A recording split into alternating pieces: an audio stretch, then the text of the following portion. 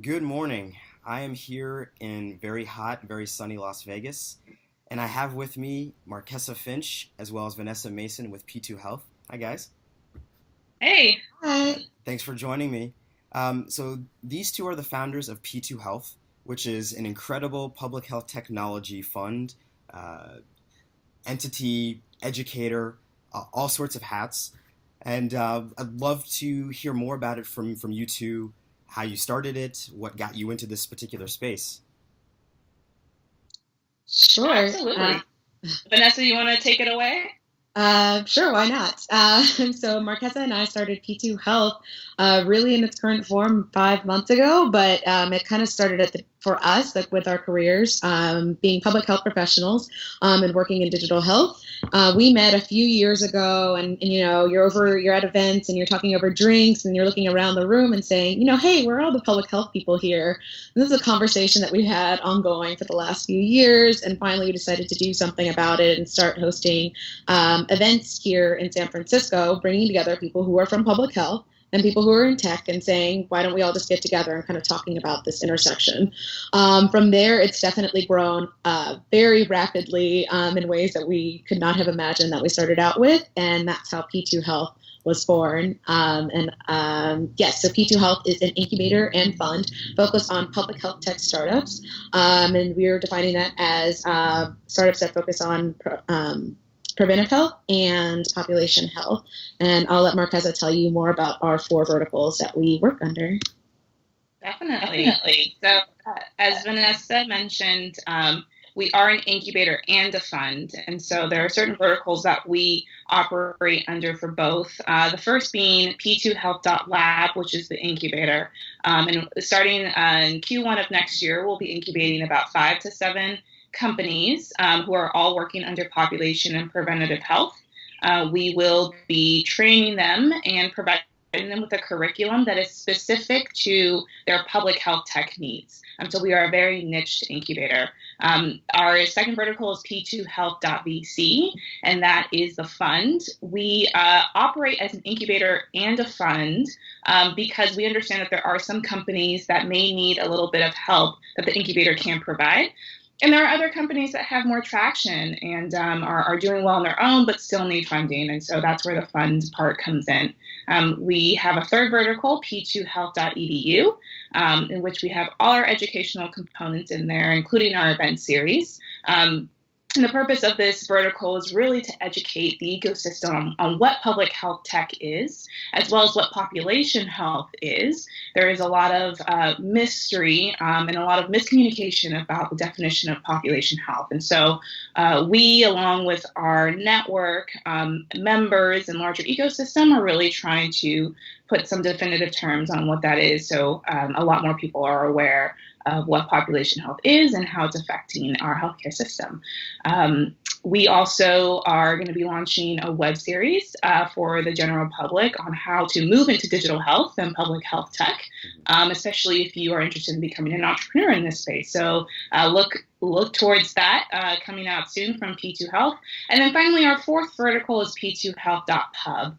And we understand that, as an incubator and a fund, working in the digital health and public health space, that there is a lot of data that comes our way or through our incubator that really can be collected and shared so that other people can learn from what we're doing and what our companies are doing. So P2Health.pub will be our publication arm, and folks can look forward to reading about the work that we're doing as an incubator, as well as the work that our companies are doing in our incubator. So those are our four verticals. Within the fund, as well as the incubator, we have some investment criteria. And so those are, one, you as a company must be working in population and preventative health. As a company, you also must be closing some sort of health and equity gap. You must be committed to diversity within your teams and within the populations you serve. And then lastly, you must be committed to evidence-backed research, also in your product development, and then contributing that research back to the larger research community so that others may learn from what you're doing. So that's us in a nutshell. Yeah. And we currently are, obviously, we're based in San Francisco in the Bay Area, but we have expanded to Atlanta, where we've been building up that ecosystem for the past several months. It's been really well received. People are really excited over there. We're also expanding to Michigan via the University of Michigan, and we'll be in Chicago very soon too, and other cities thereafter. And we're super excited. I think Vanessa and I know that Silicon Valley tends to be capital heavy, but innovation really is everywhere. And so one of our biggest goals is to connect that capital to the diversity of innovation happening every single place within the United States, and then hopefully even abroad. Yeah. So that's us. So that is an incredibly ambitious model that you have, and that's part of why I was so eager to interview you guys and speak and learn more about what you guys are doing. And so, what I want to know is, what kind of background did both of you have that got you to this point where you were able to get this vantage point of both the public health space as well as the healthcare technology space to be able to conceive of this idea and actually put it into action? Absolutely. Vanessa, do you want to start? Sure, happy to do that. So actually, coincidentally enough, Marquesa and I have rather similar backgrounds, but I'll speak in detail about mine, of course. So as I said, public health professional. My MPH was actually in global health. So that's how I got my exposure to the health technology side of the equation. A lot of people don't know this who are working in the U.S. healthcare system, but a lot of tech products and tech-enabled services are pretty far along in a lot of countries that you probably maybe can't locate on the map or don't really think about, precisely because these low and middle income countries have such profound difficulties, and their healthcare systems are at a level of maturity that is not maybe as far along. And so they have to use technology to be able to provide necessary healthcare to their citizens. And so just to give you a little bit of frame of reference, so I've worked a lot with using mobile phones to collect data with community health workers and trying to manage that data, basically build an ad hoc public health system, the same way that you would think of epidemiological surveillance. So how do you make decisions with the data that you're receiving? I've also worked on using mobile phones for physician networks in the same way that you might see a specialist and your PCP might consult with your specialist and send a referral. Worked on building mobile physician networks to use mobile phones to do the same thing in places like Ghana and Liberia. And so, those experiences for me were really wonderful exposures to tech, as well as thinking about, just even being in a U.S. context, the similarities between a lot of the communities that are maybe in low and middle income countries, and then also in some of the most vulnerable communities here in the United States. A lot of the issues are the same, especially when you think of them through the paradigm or framework of the social determinants of health, educational barriers, housing, transportation, sort of like income as a predictor of sort of access to healthcare, and your ability to be compliant with particular regimens. So I think that experience has been very instructive as I've moved to digital health here in the U.S. I worked at Rock Health, what was an incubator and now is a venture fund devoted to digital health. And then from there, worked at a nonprofit consulting company focused on leveraging technology for underserved communities. So I ran all of our health programs that were focused on using healthcare to address and reduce healthcare disparities here in the United States. A lot of text messaging programs, a lot of looking at other web applications that could be used on mobile phones with people here to address everything from how do I find a health insurance plan on the exchanges to, how do I know when I should come in for STD and reproductive health screenings testing for teens. So that's me in a nutshell. And for me, like Vanessa said, we have super similar backgrounds. So not only do we both have our MPH? So I got my master's in public health from the George Washington University, which is now the George Washington Milken Institute School of Public Health.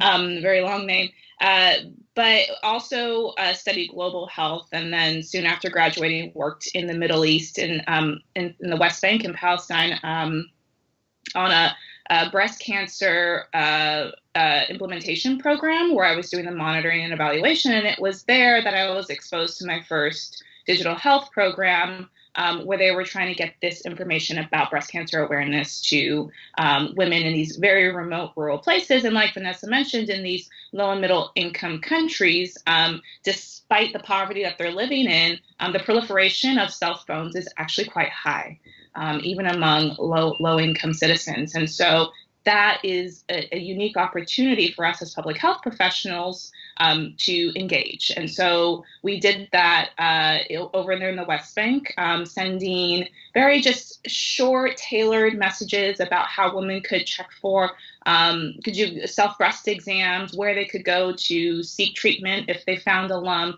what to watch out for, dispelling any myths. And it worked really, really well. And so that was my first introduction to digital health.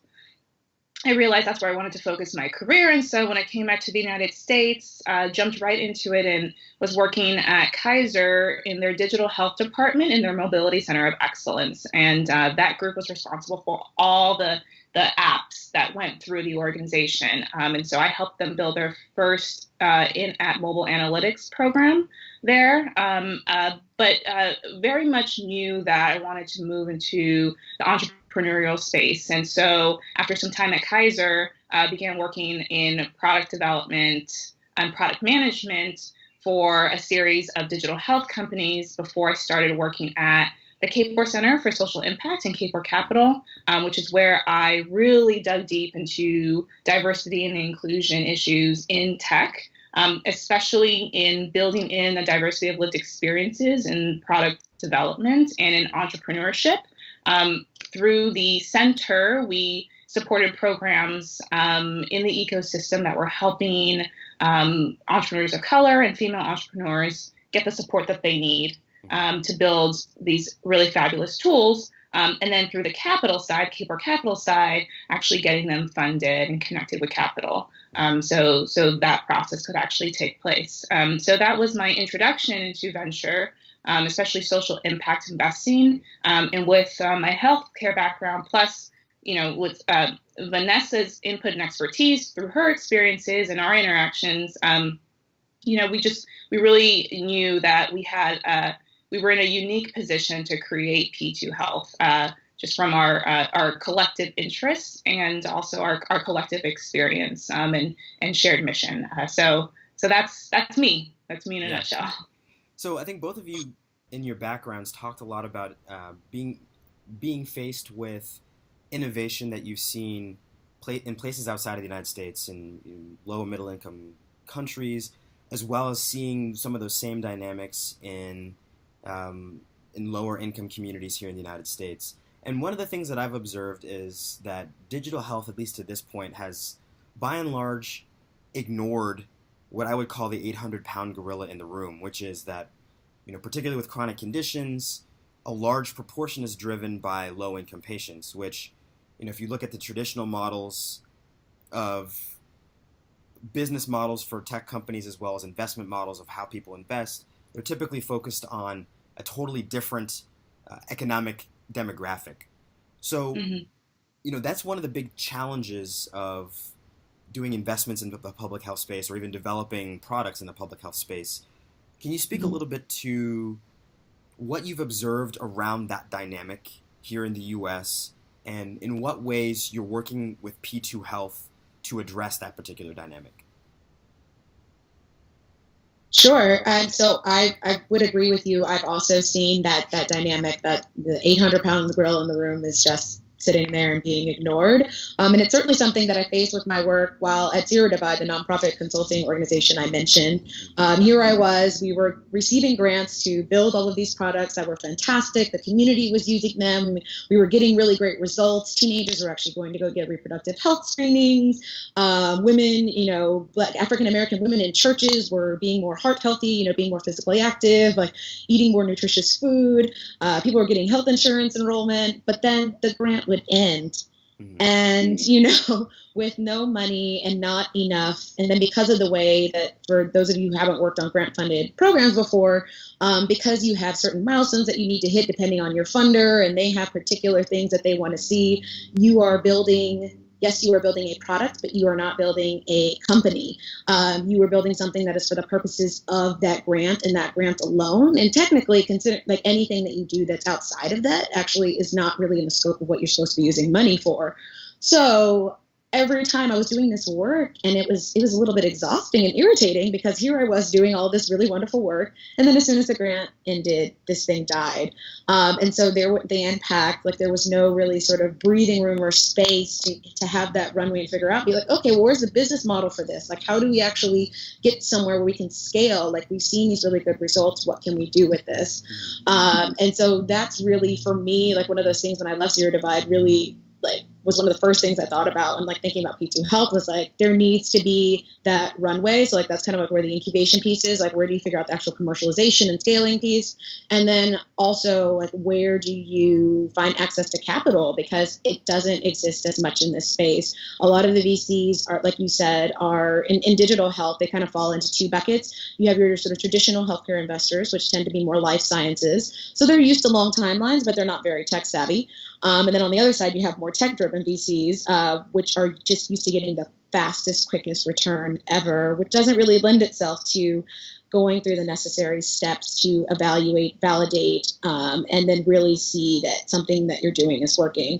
And so for us, and I think probably for Marquesa too, like this, you know, with the shifts in reimbursement and how care is being delivered, it's a real opportunity to take advantage of it, frankly, of the fact that now healthcare is finally doing what it should have been doing all along, which is being paid to care for how you do, how you feel, how healthy you are, rather than being paid to just give you, like, perform services. And so, like, this is a real opportunity to marry our, you know, unique expertise and kind of bridging these worlds and really not have that impact go to waste.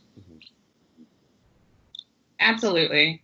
And you know, I would even add to that representation is absolutely key, especially when we're talking about tech and entrepreneurship and venture capital. I'll take a step back and talked about built-in lived experience, which I'm a huge fan of. I think I mention it every single time I open up my mouth talking about tech.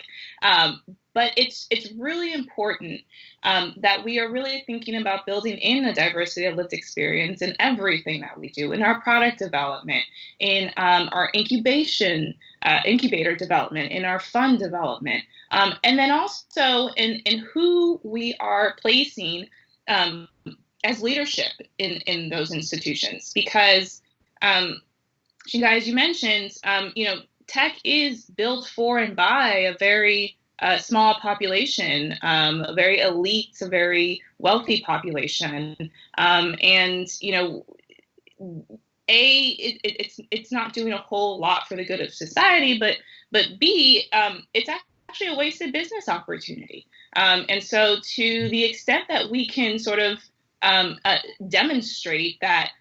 You know, having a diverse product development team, having a diverse marketing team, having diverse entrepreneurs. And what I mean by diversity, I mean those not represented in tech. And so, you know, obviously tech currently is majority white males. The probably second majority is probably Asian males. And by what I mean by Asian is typically Indian and Chinese, but there's so many other Asian ethnicities out there. You know, we have Filipinos, Vietnamese. And so, you know, we really have to be thinking about where is our African-American representation? Where's our Latino representation? Where's our Laotian representation? Because technology spans everybody's life everywhere around the world. As we mentioned before, even in third world countries, in places of extreme poverty, technology touches even those folks out there. And so we have to be bringing people in from those communities to build these tools. And it's the only way that we're really going to have a diversity of resources, of technical resources, to support our society. And so bringing that back to healthcare, you know, what Vanessa and I are seeing is that healthcare is moving towards population and preventative health, especially now thinking about large low-income populations. So, you know, we have the ACA now that has taken on the much needed task of ensuring a lot more people who otherwise wouldn't be able to afford it, and also a lot of low income and vulnerable populations that now are within our sort of organized healthcare system as it always should have been. But we need to be innovating for those groups as well now. And so what Vanessa and I have been seeing is that the innovation that's happening in digital health and where the healthcare system is and is currently moving, there's a huge gap in between about the type of tools that are being developed to serve those new populations. I say new populations because now they're accounted for, but they've always been there. So that gap really, really needs to be addressed. And I feel like the only way we're going to do that is if we're supporting diverse entrepreneurs that are in this space, if we're supporting diverse programs that are addressing these populations. So that's why P2 Health has certain criteria in our investment mandate. Must be closing some sort of inequality gap, must be working on population health. It really is. So we're making sure that we are addressing that need that may be super detrimental to us if we don't really think about it now. Mm-hmm. So, just last question.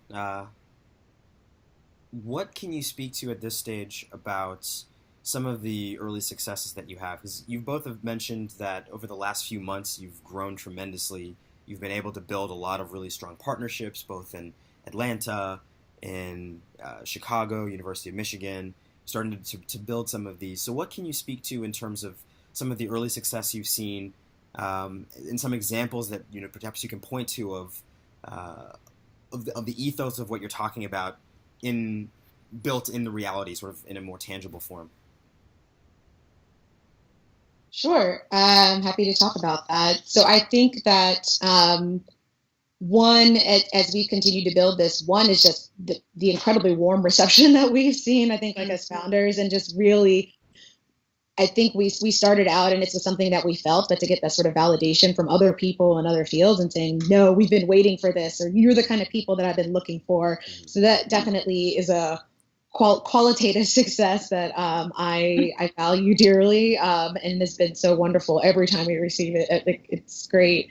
In terms of more specific things, we're starting our fundraising process now, so I can't speak to that quantitatively. But I do think that the sort of volume and quality of partnerships that we've been able to secure really does speak to if both present success as well as future success. These are major academic institutions that we're talking about that have, by and large, and also not just academic institutions too, like we're talking with a number of other government agencies as well, because, a lot of people underestimate just how much everyone from city to state to federal government is doing a lot of innovation around healthcare.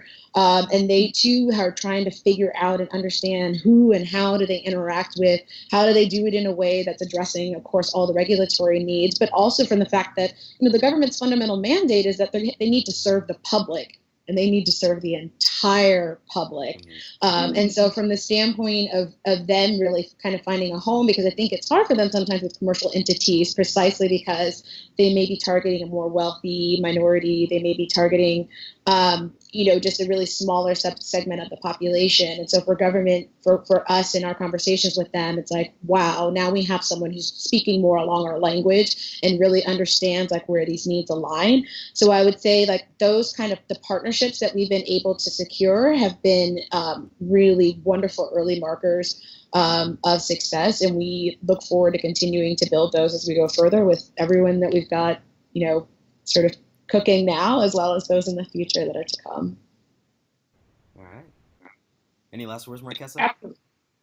Yeah, and so just to add to everything Vanessa's been saying, which it has been glorious to get the sort of reception that we have been getting, but also I would even add validation in sort of understanding where we fit in the pipeline process. And so Vanessa and I had always had the hunch, but we've again a lot of institutions telling us that they are great at building innovation, at cultivating innovation, at sort of training entrepreneurs to ask the right questions. But then when it comes time to scale, there really isn't an outlet for them to direct them to. And so I feel like P2 Health, fits that in between academic or agency innovation and connection to capital. And so, to the extent that we can be the pipeline between those two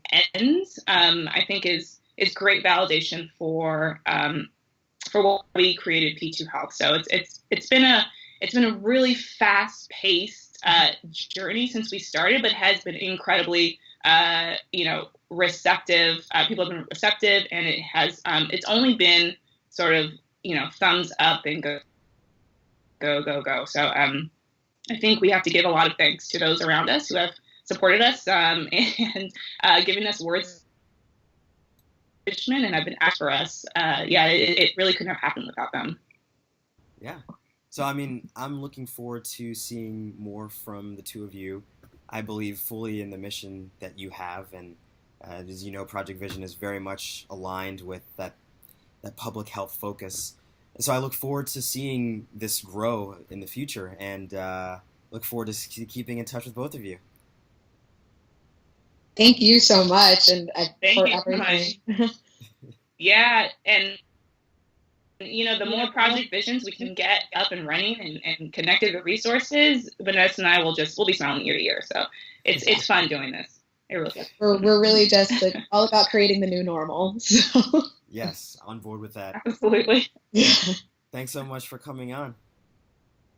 Thank you. All right. Thank you. Thanks for having us. Bye. Bye.